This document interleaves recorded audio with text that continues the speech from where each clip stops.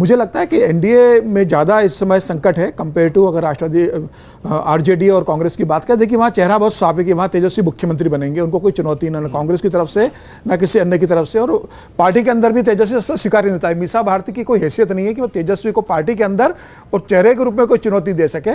तेजस्वी सबसे स्वीकार्य है, सबसे बड़े नेता। और ये उन्होंने 2020 का जो विधानसभा चुनाव हुआ था जब लालू जेल में थे, उन्होंने प्रूव भी किया कि अपने नाम पर अपनी दम पर उन्होंने लड़कर पार्टी को सबसे बड़ी पार्टी बिहार के अंदर बनाया था। तो उनकी ताजपोशी की बिल्कुल, तो निश्चित से कोई दो राय नहीं है। देखिए अब सबसे बड़ी समस्या तो नीतीश कुमार को लेकर है। क्या भारतीय जनता पार्टी नीतीश कुमार को मुख्यमंत्री बनाने के लिए तैयार है?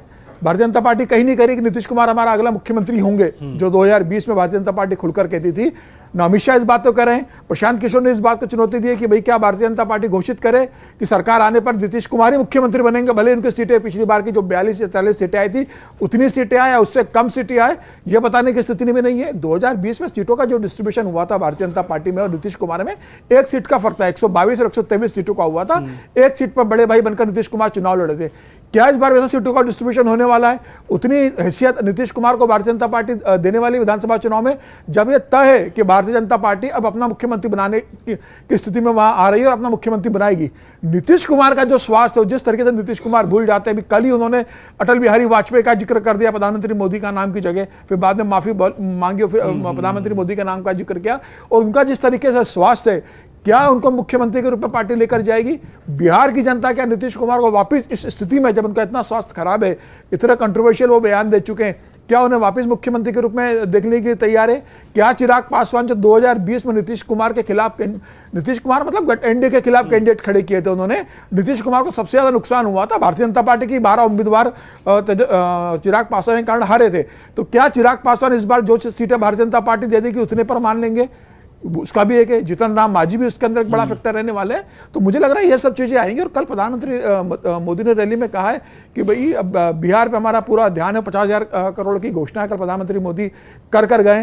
तेजस्वी कल जो प्रशांत किशोर से प्रश्न पूछा उसका जवाब देना भी भारतीय जनता पार्टी और नीतीश कुमार के लिए मुश्किल है। उन्होंने कहा है कि 2015 में प्रधानमंत्री मोदी ने घोषणा की थी कि 1,25,000 करोड़ रुपया बिहार के लिए मैंने दिया है पैकेज। तो क्या वो पैकेज दिया गया है? तो वह कहां खर्चा हुआ ये बिहार की सरकार बताए। और नहीं दिया गया तो क्यों नहीं दिया गया बिहार को घोषणा करने के बाद? इसका भी जवाब केंद्र सरकार दे।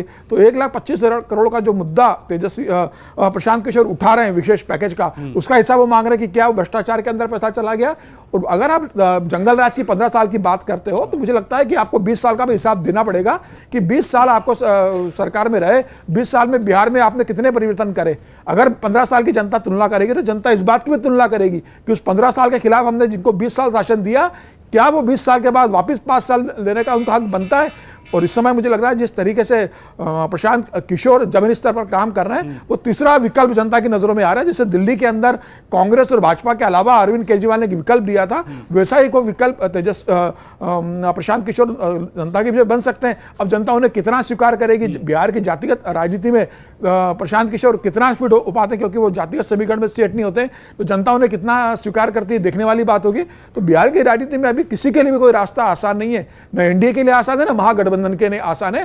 फिलहाल अभी सब दोनों तराजू में बराबर है।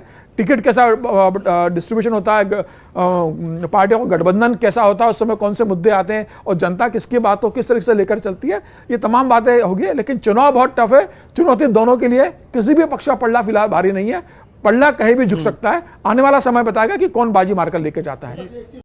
अगर आप ये वीडियो YouTube पर देख रहे हैं तो हमारे चैनल को सब्सक्राइब कर बेल आइकन दबाएं और Facebook पर देख रहे हैं तो हमारे पेज को लाइक करें।